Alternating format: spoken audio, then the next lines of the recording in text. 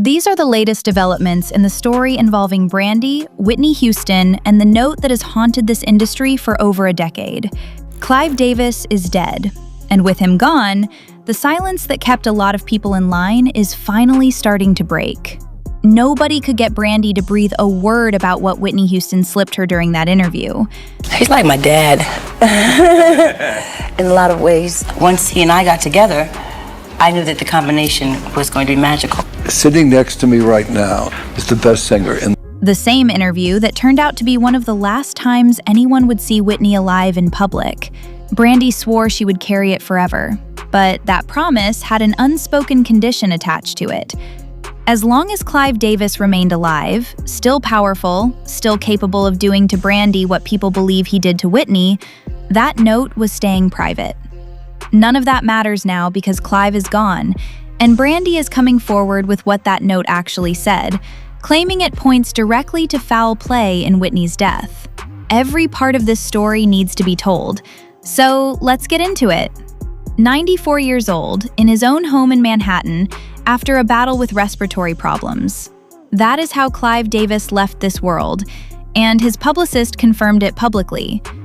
His family put out a statement calling him an iconic music legend whose vision and relentless pursuit of excellence shaped the soundtrack of countless lives. A man who discovered and championed the greatest artists in modern music history, leaving a mark on culture that will outlast him for generations. Taken at face value, none of that is wrong. The ear for talent Clive Davis carried through this industry was almost impossible to replicate, and the careers he built from nothing, the genres he shaped, the voices he introduced to the world, that part of his story belongs in any honest accounting of his life. None of that disappears. What also does not disappear, though, is the darker half of that record. Right alongside the hits and the discoveries sits a very different story about what happened to artists once Clive was done building them up, and people like TLC and Toni Braxton know that story better than anyone. Both of them, at the height of their careers, with some of the most recognizable names in music, filed for bankruptcy. That is the part of his legacy that a lot of people are choosing to lead with right now, and the voices making that argument are getting louder by the hour. Some of the people speaking up are drawing a direct line between the way Clive operated, the control, the intimidation, the use of his position to keep artists exactly where he wanted them, and the broader culture of exploitation that has quietly defined too much of this industry for too long. These are not small claims, and the people making them are no longer afraid to make them. Before any of the rest of this makes sense, the depth of the relationship between Clive Davis and Whitney Houston needs to be understood, because this goes back further than most people realize. A nightclub called Sweetwater in 1983 is where Clive Davis first encountered Whitney, young and undeniably gifted, and he signed her to Arista Records when she was just 19 years old.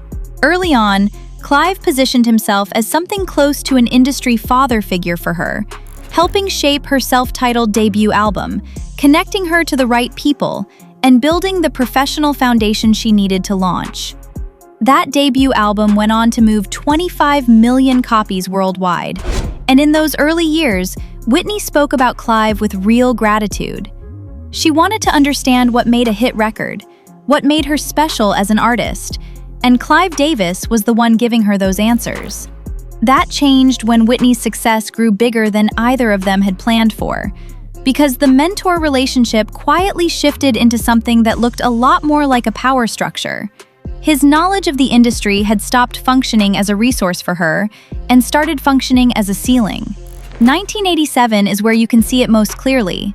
Michael Jackson was putting together his Bad album and reached out to Whitney about recording a duet, and she was ready to do it. Their friendship was real. The chemistry was undeniable, and a collaboration between the two biggest artists of that generation would have defined the era permanently.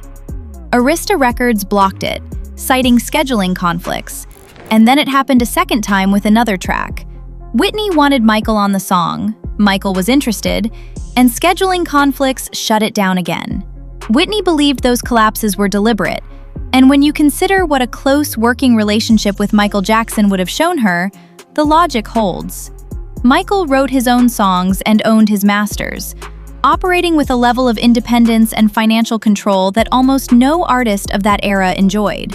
That is not the model Clive Davis wanted his most profitable artists thinking too hard about, which is why, instead of the studio sessions with Michael Jackson, Whitney ended up in Detroit recording a duet with Aretha Franklin, who also happened to be signed to Arista Records, profitable, controlled, and kept inside the same house. By 2001, Whitney was done playing by the rules that had been set for her, and a deal worth $100 million landed on the table to keep her at the label. The number was historic, and the label made sure everyone knew it, with reports leaking that $40 million came up front, with the rest tied to how her future albums performed. Behind the scenes, though, a very different version of that deal was taking shape. Sources say the label was counting on Whitney never fully earning out that advance, and once the contract was signed, the promotional support that any artist at her level should have expected quietly dried up. Digital piracy became the label's explanation for why her records were underperforming, but the reality is that they appeared perfectly comfortable watching one of the greatest singers in history plateau, because the math of that contract worked in their favor whether she succeeded or not. By the time Whitney understood what was actually happening and tried to push back, the damage was done. Nearly $20 million owed to the label, career momentum that had stalled badly enough that rebuilding it felt close to impossible. And then came the detail that stopped people cold when it surfaced: a death clause, reportedly written directly into her contract, which allowed the label to terminate its obligations and recoup the advances paid to her if she died. That single clause is the reason so many people have never accepted that what happened to Whitney Houston was simply an accident or a personal tragedy. Whitney herself, according to what has since come out, believed something was coming, and that belief is exactly what drove what she did next. 1995 is when Brandy and Whitney first crossed paths, and what they built between them was genuine. Whitney was not just an admirer of Brandy's talent from a distance. She was actively involved in looking out for her, going as far as making sure Brandy was cast in the 1997 Cinderella film specifically to have more time with her, to mentor her, to stay close to her in a way that actually meant something. Which is why when Whitney walked onto the set where Brandy and Monica were doing an interview with Clive Davis in 2012, the room read it as a show of support. That reading was wrong. What Whitney pulled off in that room was calculated and precise. Her attention went almost entirely to Monica and to Clive. Warm, present, fully engaged. And she even called her daughter Bobby over to give Clive a hug, drawing every eye in the room toward that moment. Inside that window of distraction, Whitney quietly slipped a note into Brandy's hand.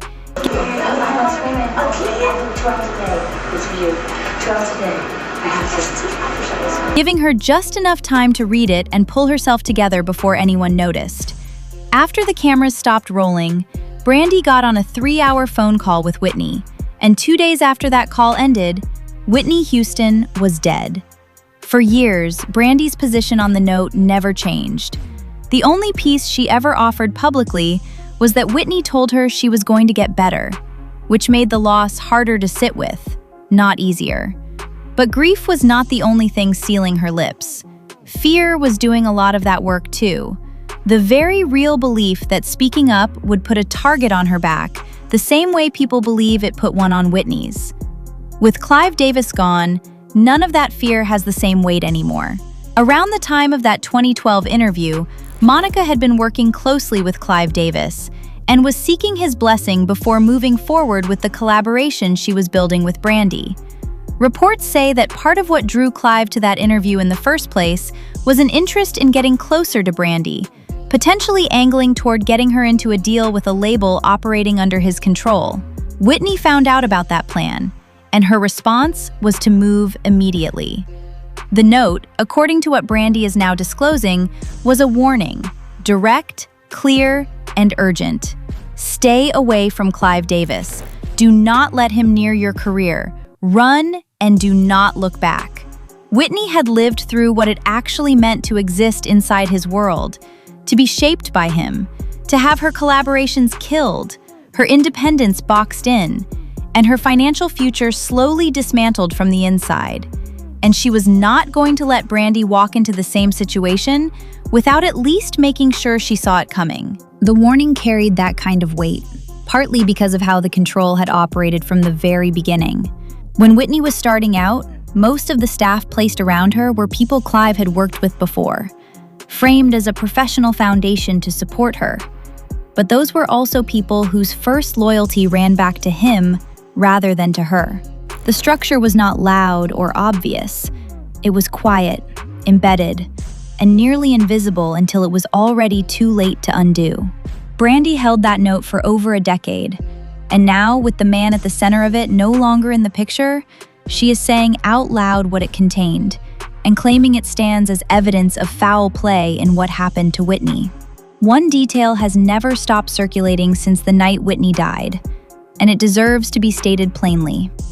On the same night Whitney Houston was found dead in her hotel room, Clive Davis was in that same hotel running his annual pre-Grammy party.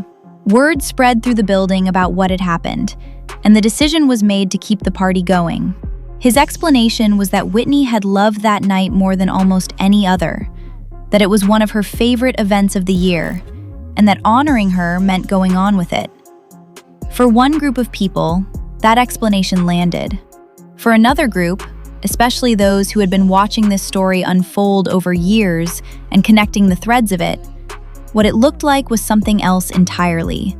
And that feeling has never fully gone away.